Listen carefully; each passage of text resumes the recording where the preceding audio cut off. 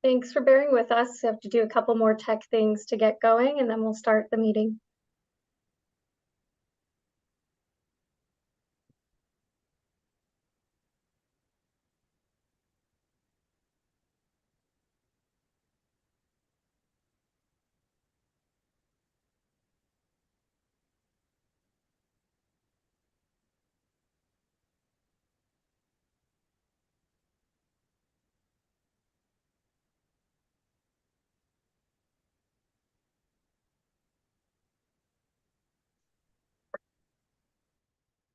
Thank you, everyone. The time is 11:37 a.m. and the meeting of the Ada F Appeals Committee for the 2022-2023 school year letter grades is called to order. We will now call the roll. Member Meyerson? Here. Dr. Hagerman? Here. Dr. Clay? Here. This committee has a quorum. These board members represent all members of the committee as appointed by the board. Could everyone else please identify themselves, starting with the board, staff, and then the department? I'm Sean Ross. I'm the Executive Director of the State Board of Education. I'm Aaron Wonders. I'm the Deputy Director of the State Board of Education.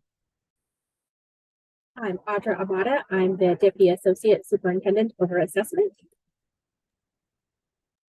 Sean Smith, Chief Accountability Officer. Sorry, Shannon. Department of Education, or the State Board of Education. I'm Yasin Fahmy. Sorry, did someone was gonna go? My name is Yasin Fahmy. I'm the Director of Accountability. Jessica Mueller, Research and Data Analyst, State Board of Education. And then we have Sean. Sean Smith, Chief Accountability Officer. Awesome. Thank you, everyone. It is noted that this meeting is being conducted fully virtually and live streamed over YouTube to accommodate the committee member scheduling. The meeting is also being recorded. Thank you all for being here today. Our first item on the agenda is presentation and discussion regarding the background and operations of the committee and the information on schools on this agenda. I'm going to start by giving a general background of the Ada F letter grades appeals process, including the changes to the process that were approved by the board for the 2022-2023 school year.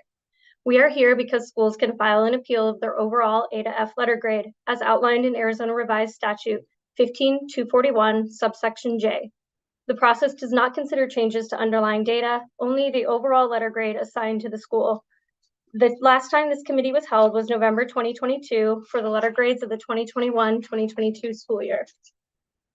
The committee will vote on recommendations for the board to consider for the letter grade appeal applications received for the 2022-2023 school year.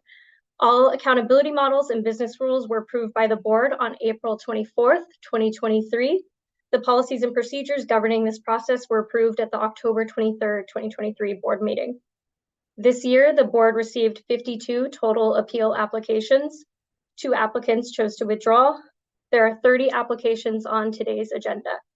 The remaining 20 applications will be considered by the committee on November 27th, 2023 at 9 a.m. These appeals range from the grounds of adverse testing conditions, school or community events or emergencies, school tragedy, incorrect data, or some combination of any of those other grounds. Information on appeal applications is public and was made available on Assembly on November 17th. Staff informed schools on the same date of the draft recommendations, as well as the procedures for observing this public meeting by watching the live stream on YouTube. Staff has been available to address questions from schools about the appeals process, the appeal recommendations, and the meeting process. Of course, this is extended to the committee members as well as the department. The window for the appeal applications was open from the time that letter grades were released on October 27th through November 15th. The schedule for today includes expedited appeals.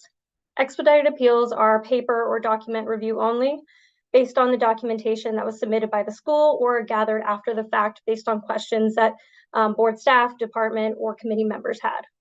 This year, the committee made the determination on which schools would be requested for that question and answer appearance, which is a non-expedited appeal. In reviewing all appeal applications, board staff works with the school officials, ADE staff, and takes the time to research any previous board actions that may impact the school's appeal argument. Staff adds such information gathered to each appeal application and identifies it as such. Information, including appeal application materials about schools submitting an application, is provided in the executive summary sheet on this agenda item 1 on Simbly, as well as the committee members have their own version of the executive summaries. Any questions at this point about the ADAF Appeals Committee or process? Okay, I'm hearing none. We have our second agenda item, which is presentation, discussion, and possible action to consider the appeal recommendations for the schools listed. Today's items will be taken as a consent agenda. The draft recommendations for these appeals are listed on the agenda item on that executive summary sheet as well. The committee may accept, modify, reject, or table the recommendation. It will be important that if the committee modifies or rejects the recommendation to specifically state that reason for the change in order to create a good historical record. The committee can discuss today's appeal items if they have any questions of the board staff or Department of Education, or wish to hold any discussion amongst themselves about the recommendation. If it is determined that the committee would like to ask further questions of the school, it is recommended that the item could be tabled until the November 27th committee meeting to get those questions to schools and get notification about attending that meeting possibly. The committee's final recommendations will go before the full State Board of Education for final action at the December 4th, 2023 board meeting. Does any member have an appeal application for which they must recuse themselves for the vote on a recommendation to the board? I looked through and I didn't see any schools associated with any of the appeals committee members, but we always check for any other conflicts of interest we might not be aware of. And I'm hearing none right now. So we're going to take this in a consent agenda, as I stated, and if committee members have questions or any disagreement, I would ask that you pull the schools from the consent agenda now for discussion. It is noted that item 2D12 was removed from the agenda due to the withdrawal of the appeal application. I'll pause now and ask for committee members to consider if there are any they would like to pull.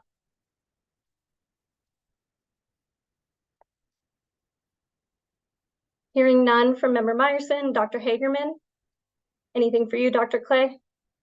No.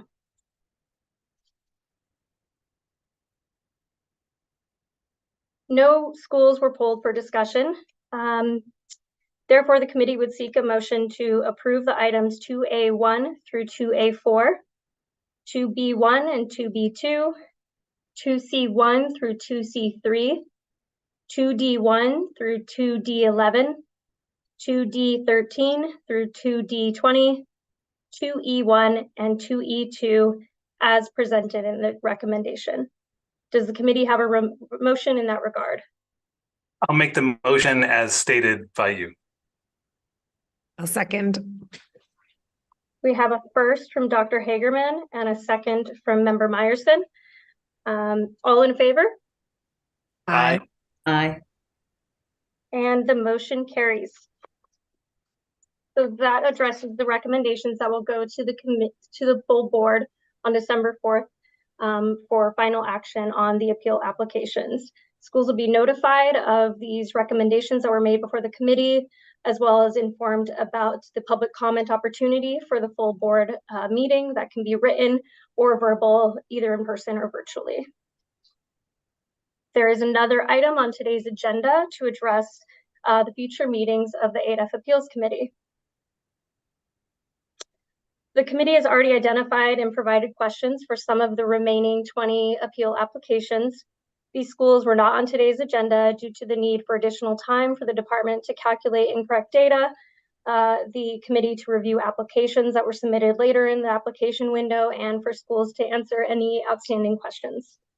The committee is encouraged to share any remaining questions it may have, either in this meeting or over email and executive, so staff can direct these questions to school officials as soon as possible. We do have our staff meetings with the committee members still for this week as well, but we'd like to get those out possibly before Wednesday because we know that people are heading out on holiday.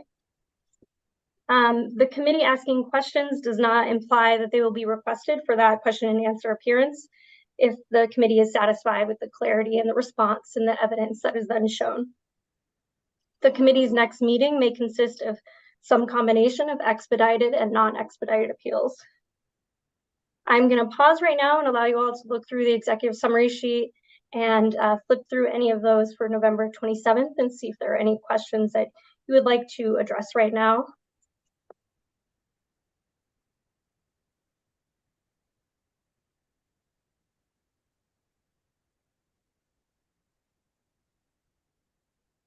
I'm okay. None for me.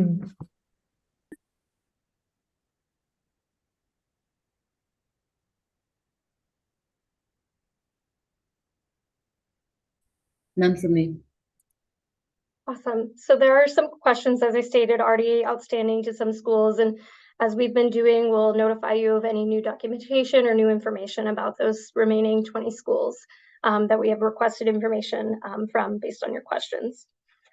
So if a committee member does determine between now and November 27th that a non-expedited appeal is requested, the school will be asked to address the questions in a discussion rather than a formal presentation type of format. That'll sort of be more of a back and forth discussion to really clarify some of the things within the application that might need some of that clarification.